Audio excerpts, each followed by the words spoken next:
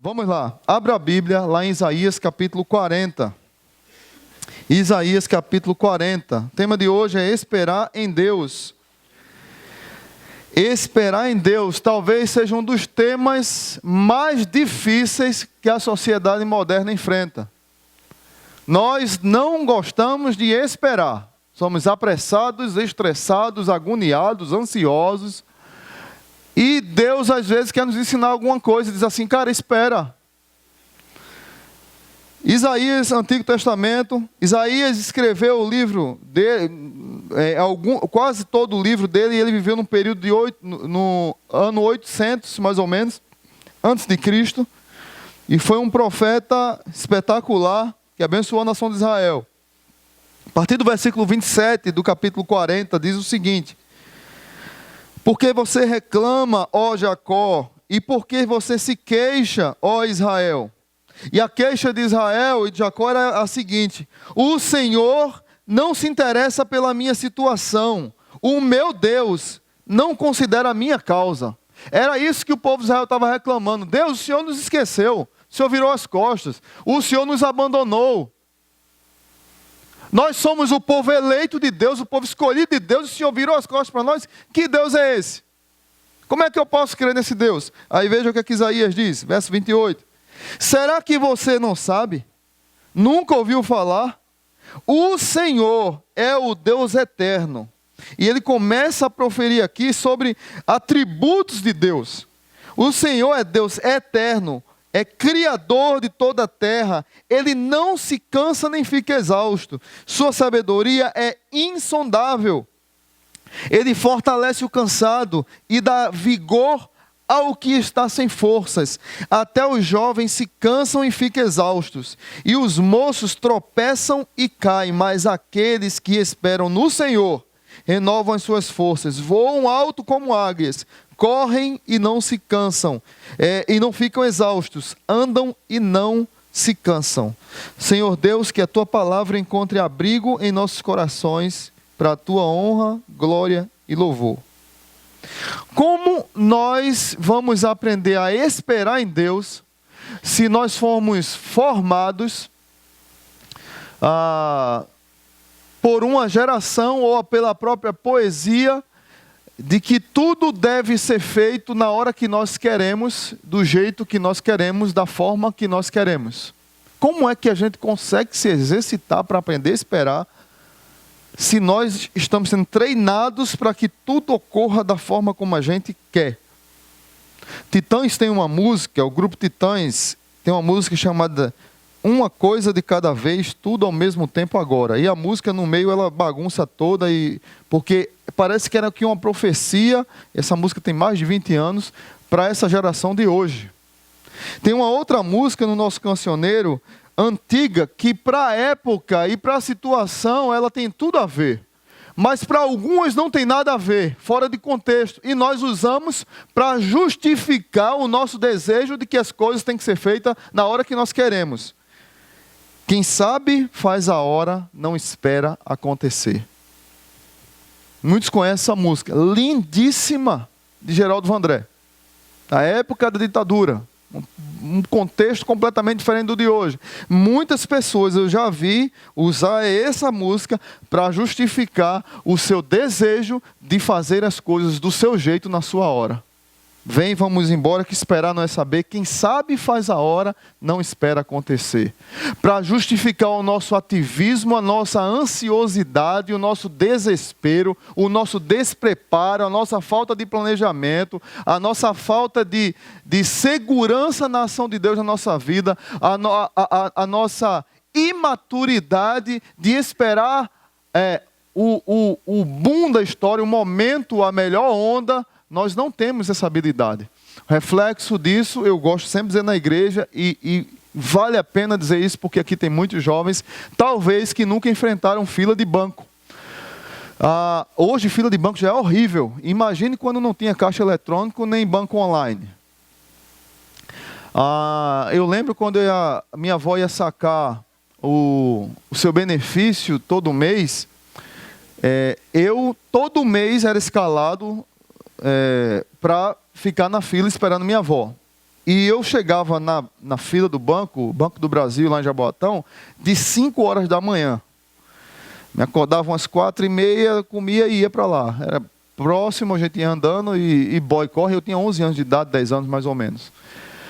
Eu lembro como se fosse hoje, que minha avó chegava em torno de 1 da tarde. Eu estava na fila desde 5 da manhã. Porque ela era idosa, não ia aguentar aquela fila toda. Como eram muitos netos que iam, muitos filhos que iam para depois os idosos chegarem. Então minha avó chegava 1 da tarde mais ou menos, ficava na praça. Quando estava bem pertinho, que já eram as 3 da tarde, quase 12 horas na fila, ela entrava para, às vezes, a gente às vezes trocava, os primos e os irmãos iam trocar para fazer, um ir para a escola, que estudava de manhã, outro à tarde, mas era mais ou menos umas 10 horas na fila do banco. Hoje nós chegamos num caixa eletrônico e nós colocamos o cartão e nós digitamos a senha e aparece uma mensagem assim: aguarde um momento. Eu estou falando tenebroso assim porque tem pessoas que entram quase que em depressão só com essa palavra. Aguarde um momento. É assim ou não a geração de hoje? Tem pessoas que entram como é aquele negócio de a pessoa ficar sem abstinência? A abstinência do computador lá. Então, aguarde um momento, é uma tortura para algumas pessoas. E o cara diz, gerente, está com problema isso aqui. E a máquina já passou para a próxima fase, e clique aqui, e o cara está discutindo com todo mundo porque ele não prestou atenção, só porque disse aguarde um momento. A gente chega num restaurante, a gente nem cumprimenta o garçom, nem pergunta se o cara tem uma família, se tem uma história, a gente já quer a comida pronta do jeito que a gente quer. Na verdade, a gente chega no restaurante e a gente já queria que a comida estivesse na mesa esperando a gente e algum fantasma colocasse na nossa boca, porque nem isso a gente quer fazer. É uma geração que não tem paciência, irmãos. É uma geração que não sabe sofrer. Uma geração que desenvolveu um preconceito com sofrimento. Uma geração que desenvolveu um preconceito com dificuldades na vida e não consegue conquistar nada, porque quer tudo pronto na hora certa, do meu jeito, tudo ao mesmo tempo agora. Essa é a geração que nós vivemos. E muitos da geração passada entraram nessa geração e sem querer, querendo, como disse Chapolin Colorado, entraram nesse processo também. Então, o que é que acontece hoje? Nós nos encontramos com muita gente estressada, muita gente ansiosa, muita gente crítica demais, muita gente perfeccionista demais. Eu falo da minha pessoa, eu sou perfeccionista, quem me conhece sabe disso. Muitos perfeccionistas, nós estamos doentes emocionalmente. E nós não aprendemos a depender de Deus, muito menos a esperar em Deus. E esperar em Deus, pastor, principalmente nesse contexto, deixa eu dizer para vocês qual era o contexto. Israel estava vivendo uma época de medos e incertezas. Israel estava cercada pelo exército de Senaqueribe. Tinha sido levada cativa para o cativeiro babilônico. Você olha para o livro de Isaías, é um livro espetacular, porque Isaías tem 66 capítulos, a Bíblia tem 66 livros. Eu creio que foi proposital de Deus que acontecesse dessa forma. Do capítulo 1 ao 39 de Isaías, é só condenação, condenação, condenação, juízo de Deus. Vocês pecaram, vocês erraram, o coração de vocês é duro. O Antigo Testamento, são 39 capítulos.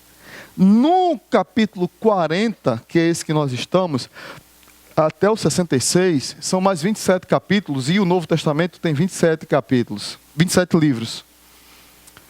Começa a se falar de esperança. Mas como falar de esperança exilado? Como se falar de esperança no deserto? Como se falar de esperança se a gente está pagando os erros dos nossos erros lá do passado, dos nossos pecados? Como se falar de esperança, pastor? É isso que Isaías está falando, por incrível que pareça. Deixa eu dizer uma coisa para você. Estava conversando com uma pessoa ontem e ela disse assim, não, eu estou no deserto, talvez achando que eu ia me compadecer do deserto dela, como se pastor não passasse por desertos. E eu me compadeço, vocês me conhecem muito, mas ontem eu não me compadeci. E eu disse, rapaz, mas o deserto é bom. Como? Eu li na mente dela, tá doido, pastor? Como o deserto é bom? Sim, irmão, o deserto é bom. Como? O deserto é bom porque no deserto você faz uma grande descoberta. No deserto só tem você e Deus. É no deserto que você entende que Deus cuida de você. É no deserto que você entende que você não foi abandonado. É no deserto que você entende que você é filho e Deus provê no deserto o que você precisava. Mas o deserto é um lugar árido, quente em alguns momentos, extremamente frio em outros momentos. Mas o deserto é o local que Deus lhe conforta, que Deus lhe abençoa. Mas pastor, e o pior de tudo, Deus levou Israel para o deserto e para o exílio, para ser subjugado por outras nações, para ser humilhado por outras nações. Israel vivia tempo de escassez, de incerteza, de fome, de miséria, de opróbrio, de vergonha e principalmente de perda de identidade. Talvez uma das estratégias mais terríveis contra o povo de Israel foi deportá-los para outro local, para que eles tivessem outras culturas influenciando a cultura judaica, para que aquela cultura morresse. Israel era um povo arrogante. Nós somos filhos de Deus. Nós somos escolhidos por Deus. Nós temos o templo do Senhor. Nós temos a lei de Moisés. Nós temos os profetas. Nós somos os melhores da história porque Deus olhou para nós. E Israel se encheu de si mesmo. E o mundo de Israel era o seu próprio umbigo. De repente Israel está sem identidade. Quase que na possibilidade de ser uma raça extinta. E gera medo, incerteza e vergonha. Eu lembro muito de uma música de Sérgio Lopes que fala sobre isso. Eu vou cantar e não corta, viu, Bruno? Cadê Bruno? Que Bruno disse que eu canto ruim, então você me ajuda a cantar para que a música saia. Mas a música diz assim: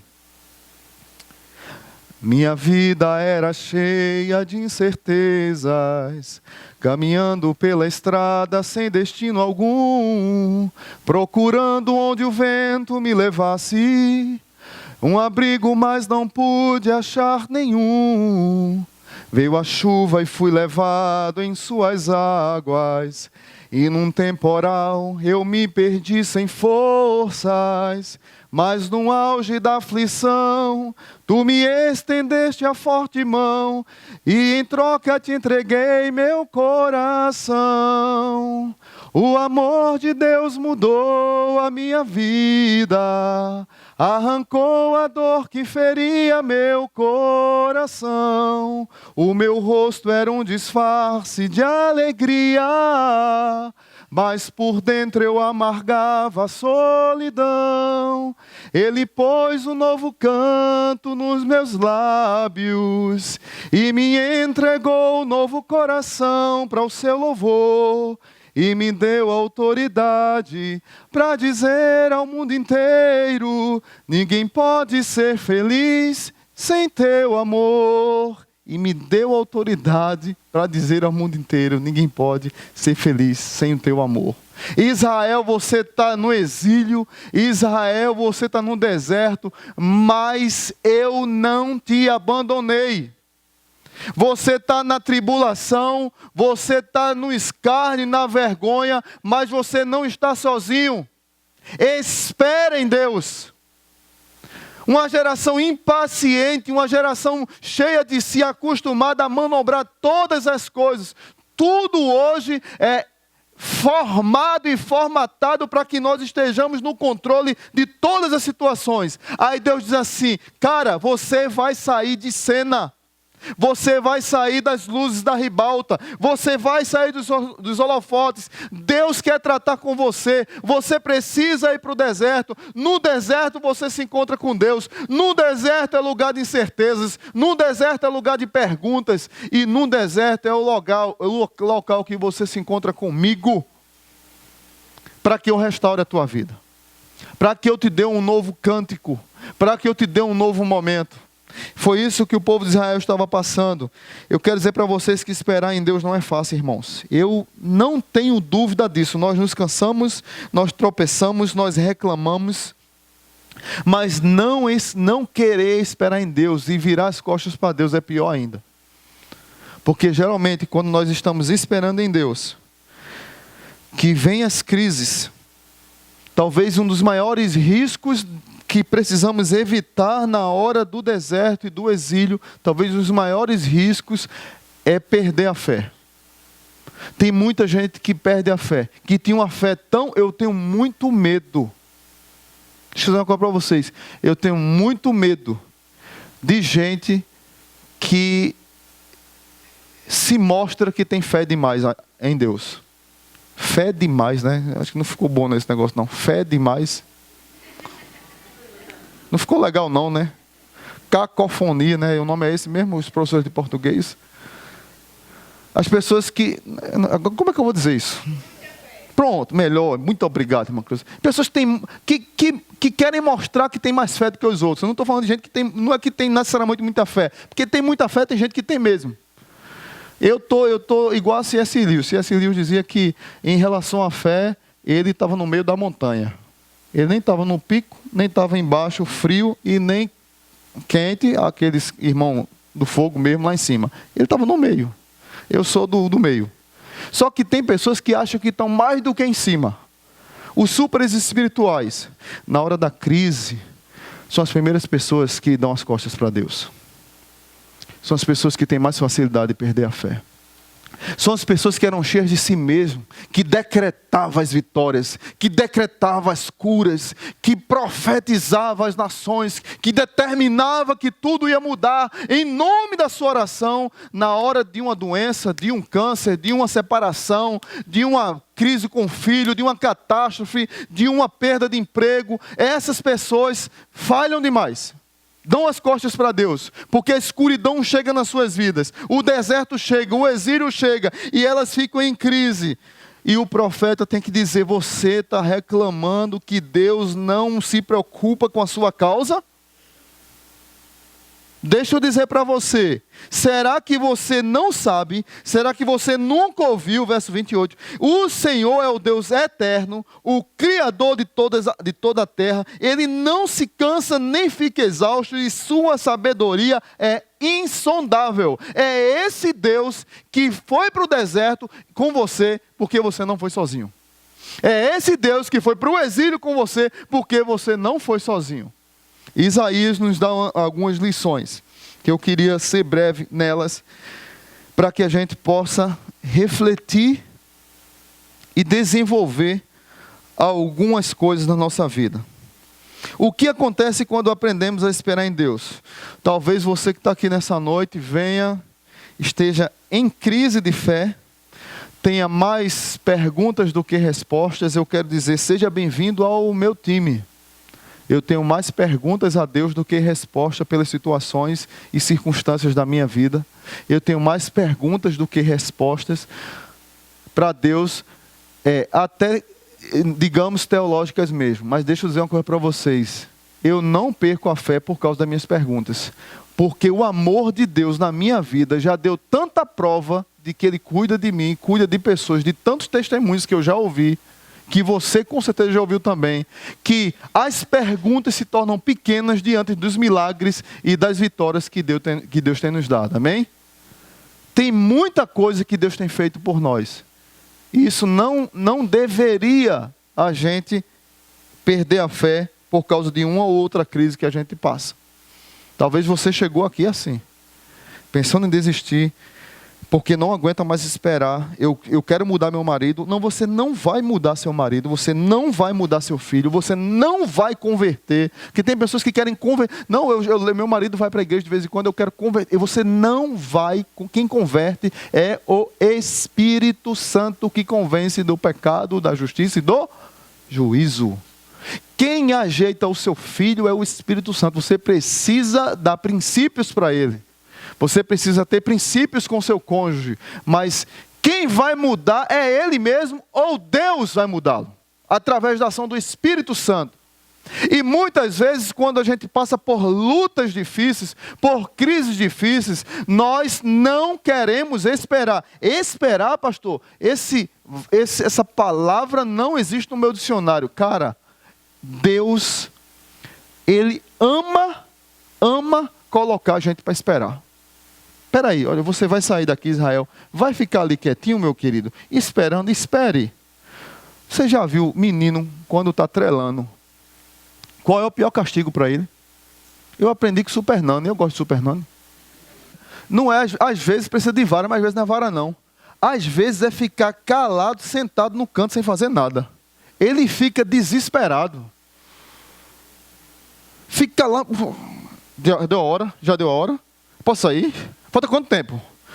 Bota aí no cantinho da disciplina lá. Cantinho aqui. Você vai ficar aqui. Você tem 7 anos, vai ficar 7 minutos. É 70 horas que ele fica ali, ele acha. Só 7 minutos, mas ele acha que está 70 horas. Ele fica desesperado. Às vezes Deus faz assim com a gente. Espera. Espera, você está precisando aprender a esperar para acalmar seu coração, para saber que Deus está no controle, para saber que você não está no controle de nada. Você precisa esperar para saber que você precisa crer mais em Deus. Você precisa esperar para saber que você precisa ter mais intimidade com Deus, buscar mais a Deus. É isso que Isaías nos ensina. Tem aquela turma que espera o amado ou a amada. Eu estou orando por essa turma.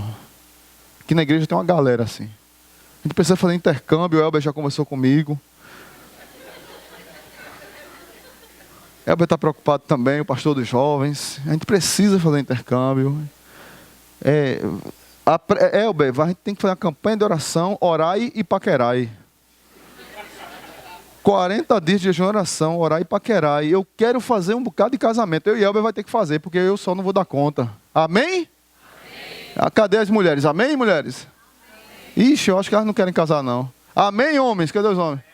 Olha, rapaz. Gostei aí. Os cabos querem casar, viu? Então, mas às vezes esse processo de espera é necessário. Necessário para a gente entenda a direção de Deus. Porque se a gente não esperar, qualquer urubu que aparece, a gente cai. Ou uruboa. Como é a feminina de urubu? Eu não sei o nome, é uruboa. Uruboa não, urumá. Urubu, pelo amor de Deus. Então, a gente tem que ter, porque se a gente não esperar, a gente pega qualquer um. Então tem que ter cuidado, vocês aí, dessa galera. 4 lições breves que Isaías quer nos dar. Esperar em Deus é renovar as forças. Verso 31 diz assim: até os jovens se cansam e ficam exaustos, e os moços tropeçam e caem. Mas aqueles, veja bem, uma promessa, aqueles que esperam no Senhor renovam suas forças. E eu bati com esse texto e fiquei encantado, porque a palavra renovar aqui significa trocar. Aqueles que esperam no Senhor, Deus, é como se Deus trocasse a roupa do desânimo para o ânimo, da tristeza para a renovação de alegria, do desespero para a música, para o canto. É como Paulo diz lá em Coríntios: quando eu era fraco, aí é que eu sou forte, porque aquele que é forte me fortalece. Coisa melhor, irmãos, do que renovar as nossas forças, o próprio Deus trocando a nossa força, o próprio Deus trocando o nosso pranto para alegria, o próprio Deus nos dando um novo ânimo. Mas precisa muitas vezes a gente ir para o exílio, para o deserto, para poder entender que Deus, Ele nos ama tanto que Ele quer trocar nossa roupa. E a gente está mal pra caramba e Deus diz assim: aqueles que esperam no Senhor renovam suas forças. Em quem você tem esperado? Nas suas próprias forças? Você vai continuar com a roupa do desânimo. Em quem você tem esperado? Nas circunstâncias do país? Nas crises econômicas? Quando melhorar isso, você vai continuar com a roupa do desânimo. Você tem que crer e esperar no Senhor, porque Ele vai trocar a tua roupa. E você vai dizer: eu aguentei o rojão. É difícil pra caramba. Faz tantos anos que eu oro por isso. Faz tantos dias que eu estou chorando por isso. E está difícil, Senhor. Esperar não dá mais, eu não aguento mais. E Deus vai trocando. E você pensa que acabou e você ora mais não sei quantos meses, não sei quantos anos. E Deus renova a sua força. É assim que Deus faz, irmãos. Ah, irmão, você está orando pelo seu filho, pelo seu marido faz quanto tempo? Não, pastor, já faz 10 anos. Quantas vezes você pensou em desistir? Talvez todos os dias. Mas se você espera em Deus, quantas vezes Ele renovou suas forças e você disse: eu não vou desistir do meu marido, eu não vou desistir do meu filho, eu não vou desistir do meu casamento, eu não vou desistir da minha igreja, eu não vou desistir do meu trabalho, da minha profissão, não vou desistir. Porque a minha força foi renovada pelo Senhor.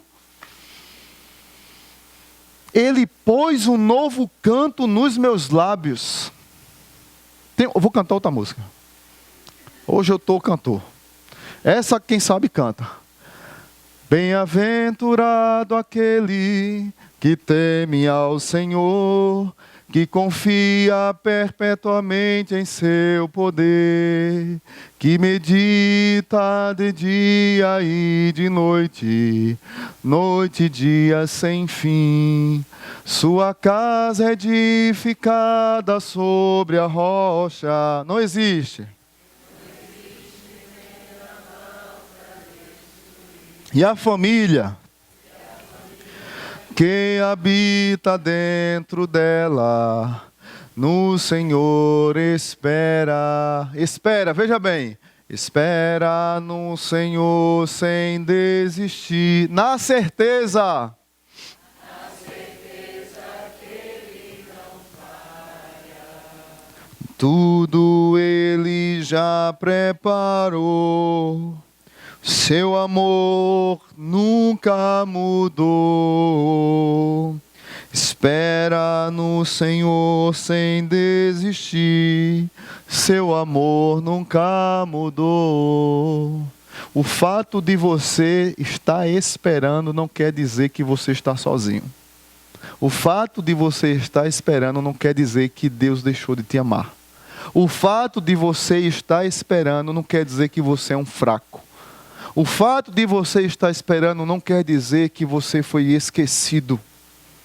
Deus olha para você e no deserto que você se encontra, no exílio que você se encontra, você só está lá, respirando porque Deus está com você. Espetacular isso. Deus teve que colocar o povo de Israel nessa situação para que o povo voltasse para Deus. Segunda lição, esperar em Deus é ganhar a perspectiva divina dos fatos. Ganhar a perspectiva divina dos fatos, o versículo 31 diz assim: eles voam alto como águias. Os que esperam no Senhor renovam suas forças e voam alto como águias. As águias possuem olhos muito potentes, podendo das alturas enxergar suas presas ao longe. E as tempestades, a quilômetros de distância, a águia pode encontrar a tempestade. Pairar no ar como águias enquanto esperamos no Senhor poderá nos dar uma perspectiva melhor dos fatos e da situação que estamos lidando. Ou seja, pastor, o que é esperar no Senhor e ganhar outros óculos? É isso que eu estou falando. Esperar no Senhor e olhar com perspectiva divina, é isso que eu estou falando. Quem espera no Senhor e busca o Senhor, tem fome do Senhor, clama o Senhor, como nós cantamos assim: como a corça anseia por água, assim eu tenho sede. Quem espera no Senhor, olhando com os óculos do Senhor, tirando os óculos da sua arrogância, da sua prepotência, do seu jeito de fazer, colocando os óculos de Deus, da graça, de Deus no controle, de Deus que direciona, de Deus que protege, de Deus que domina toda a terra, você olha com outros óculos. E tem uma coisa que eu sempre tenho dito aqui para a igreja: quando nós colocamos o óculos de Deus para enxergar as coisas da vida, a gente sempre vai descobrir que tem pessoas piores do que nós. Sempre vai descobrir que tem pessoas que estão passando dificuldades piores do que as nossas. Tem uns jargões que eu não gosto, que você pode dizer: não, pastor, o senhor não sabe o que eu estou passando. Como uma vez uma pessoa chegou para mim, eu disse que eu tenho enxaqueca, os irmãos sabem disso. Aí eu estava dizendo para uma pessoa, aí a pessoa disse assim: é bom ter enxaqueca, sinal de que você tem dor, se você tem cabeça. Se não tivesse cabeça, eu disse: ah, miserável, não é com você? Eu queria que você tivesse uma enxaqueca, que eu estou aqui para você dizer um negócio desse, que isso é coisa que você diga. Daí a pessoa, rapaz, pernambucano fica logo irado com um negócio desse. Viu? que você tivesse enxaqueca que eu tenho, você não ia dizer isso. Às vezes você pode estar achando que eu estou falando isso. Pastor, o senhor não sabe o problema que eu passo. Então o senhor está dizendo que quando eu olho com outros óculos, eu vou desprezar minha dor? Não, não é olhar com a perspectiva de Deus não é desprezar a sua dor. Deus não despreza a sua dor. Já preguei aqui uma vez que Deus conta cada uma das nossas lágrimas. Deus não despreza a sua dor. Olhar com a perspectiva divina é ter intimidade com Deus. É buscar mais a Deus. Sabe quando eu vou entender muito da minha dor? Quando eu estou aos pés da cruz do Calvário. Quando eu estou aos pés do Senhor, quando eu oro mais, quando eu busco mais a palavra, quando eu tenho conversas espirituais, quando eu tenho exercícios espirituais. O problema é que nós esquecemos isso. Nós vivemos numa geração que quer tudo rápido e esqueceu de buscar a Deus, esqueceu de orar, esqueceu de jejuar, esqueceu de ter intimidades que nos santificam, intimidade que nos levam a Deus. Nós muitas vezes queremos intimidade com pessoas que nos afastam de Deus, que nos colocam no buraco, mas muitas vezes nós não queremos ouvir aquela palavra daquele irmão para nos confrontar, para nos corrigir, para nos colocar num trilho. Nós não queremos isso, que é muito bom viver na vida confortável que nós vivemos. Sabe, por isso que nós não enxergamos as coisas com os olhos de Deus, porque nós estamos longe de Deus. Nós não olhamos com a perspectiva de Deus, porque nós estamos longe de Deus. E quando o chicote vem, a gente quer se afastar. Quando o laço do passarinheiro aparece na nossa frente, a gente quer desistir. 2 lições para encerrar. Esperar em Deus é criar resistência e fortalecer a alma. Correm e não ficam exaustos. Andam e não se cansam. É chegar mais longe. Correm e não ficam exaustos. Andam e não se cansam. Quem espera no Senhor fortalece a alma. Quem espera no Senhor resiste às tempestades da vida, às pedradas que a vida dá. E consegue chegar mais longe, consegue chegar com mais vigor, porque está fortalecido no Senhor, está fortalecido em Deus, está fortalecido na palavra. Interessante, queridos, esse capítulo 40 de Isaías, ele nos dá uma lição interessante. O povo está passando por uma crise tão grande que nós falamos aqui, e Deus, apesar de estar mandando o povo para um local que eles não queriam, Deus começa usando o profeta no capítulo 40, no verso 1, dizendo o seguinte. Se você puder abra comigo Isaías 40. Consolem meu povo, diz o Deus de vocês. Encorajem a Jerusalém. Então, é interessante como Deus está mandando a gente para um lugar que a gente não queria ir, e Ele começa o texto dizendo: console, encorajem. Vire aí e vá para o versículo 9. Você que traz boas novas a Sião, suba no alto monte. Você que traz boas novas a Jerusalém, erga sua voz com fortes gritos. Erga, não tenha medo, erga sua voz. Diga às cidades de Judá: ali está o seu Deus. Na hora da angústia, não temas, erga sua voz, grite para o povo de Israel: ali está o seu Deus. Você não está sozinho. Espera no Senhor, console-se no Senhor, encoraje-se no Senhor. Erga a sua voz e diga: você não foi abandonado. Veja o povo de Israel duvidando do poderio de Deus. Veja a sequência no versículo 10. O soberano, o Senhor, vem com poder, com seu braço forte, Ele governa. A sua recompensa com Ele está e seu galardão o acompanha. Verso 11. Como pastor, Ele cuida de seu rebanho. Com o braço ajunta os cordeiros, Ele os carrega no colo. Veja como é que Deus cuida de você. Deus cuida de você. Deus cuida de você como uma ovelha, como um pastor que pega as ovelhas no colo. É você que está se sentindo abandonado, que está preocupado, que está esperando. Deus cuida de você assim. Conduz com cuidado as ovelhas que amamentam suas crias. Verso 12. Você que duvida do poder de Deus, da soberania de Deus. Verso 12. Quem mediu as águas na concha da mão? Ou com o palmo definiu os limites dos céus? Quem jamais calculou o peso da terra? Ou pesou os montes na balança e as colinas nos seus pratos? Quem definiu limites para o Espírito do Senhor? Ou o instruiu como seu conselheiro? A quem o Senhor consultou que pudesse esclarecê-lo? E que lhe ensinasse a julgar com justiça? Quem lhe ensinou o conhecimento? Ou lhe apontou o caminho da sabedoria? Na verdade, as nações são como a gota que sobra do balde. Para eles são como um pó que resta na balança. Para ele as ilhas não passam de um grão de areia, nem as florestas do Líbano seriam suficientes para o fogo do altar, nem os animais de lã bastariam para o holocausto. Diante dele todas as nações são como nada, para ele são sem valor e menos que nada. Com quem vocês compararão Deus? Como poderão representá-lo?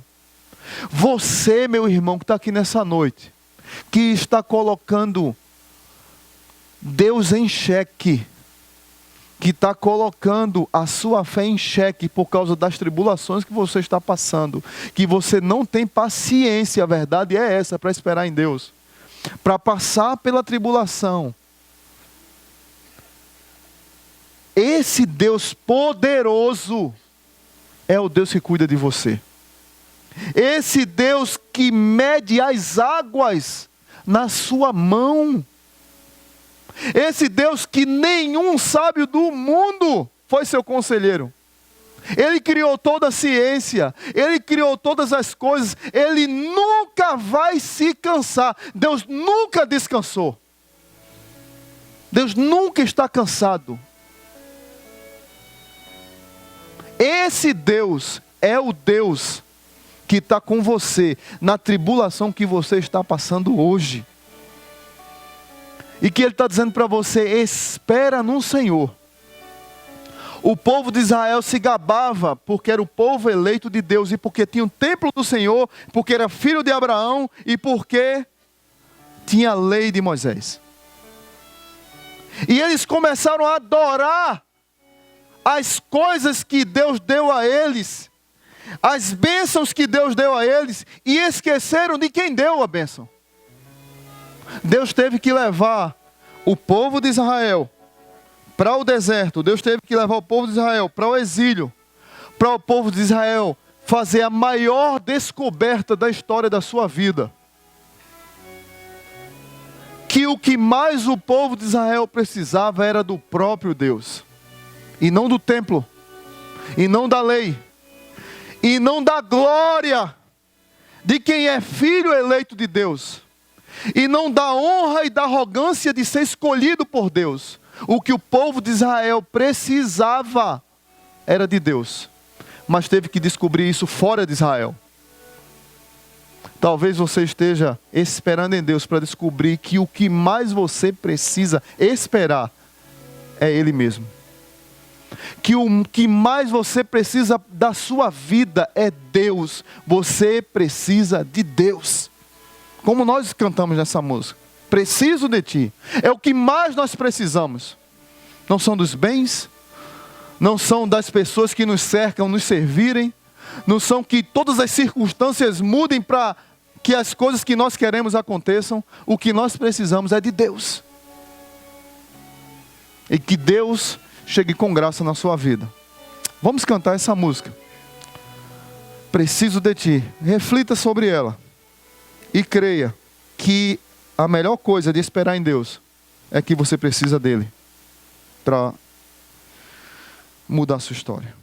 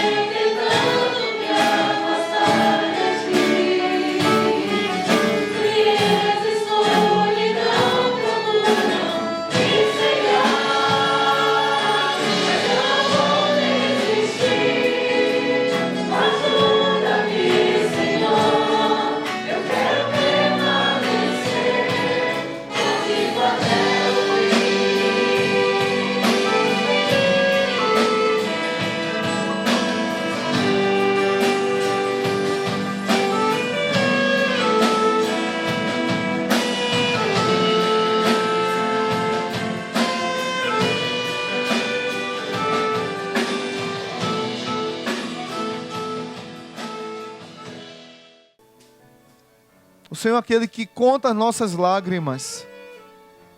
Mas chegará um dia, ó Pai, que o Senhor enxugará nossas lágrimas. E nesse dia não haverá mais choro. Porque o que mais vamos ter nesse dia é a presença do Senhor na nossa vida. Pai, como é difícil nos tempos de hoje, com tantos afazeres, com tantas culpas, com tanto estresse, nós declararmos que precisamos de Ti. Nós declararmos que precisamos do Senhor na nossa vida.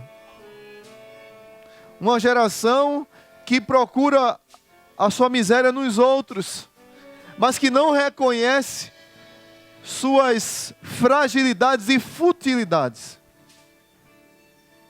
E que não tem paciência por esperar em Deus. E por não ter paciência por esperar em Deus, perde momentos de intimidade com Deus. Perde momentos de buscar a Deus. Perde momentos de se derramar na presença de Deus. Perde momentos de clamar a Deus, de chorar, de entregar a sua vida a Deus. Dizer: Senhor, chega, Senhor, me perdoa, Senhor, me restaura, Senhor, cura, Senhor, me abençoa. Muitas vezes perdemos isso. Tempos de comunhão com o Senhor. Porque nós somos cheios de nós mesmos. Nós acreditamos no nosso poder, nós acreditamos nos nossos bens, nós acreditamos nas circunstâncias do mundo. Nós valorizamos mais coisas do que pessoas. E nós valorizamos mais bens do que o Senhor. Nos ajuda, Pai, a aprender a esperar. A aprender a esperar. E que nesse processo de espera, nós descubramos que precisamos do Senhor. Que o amor de Deus, o Pai, que a maravilhosa graça de Jesus, que a comunhão do Espírito Santo de Deus nos acompanhe nesse processo de espera. Quantas roupas de ânimo o Senhor tem que trocar em nós para vesti-las e continuar tendo fé e esperar no Senhor. Nos ajuda, Pai, nesse processo. No nome de Jesus. Amém.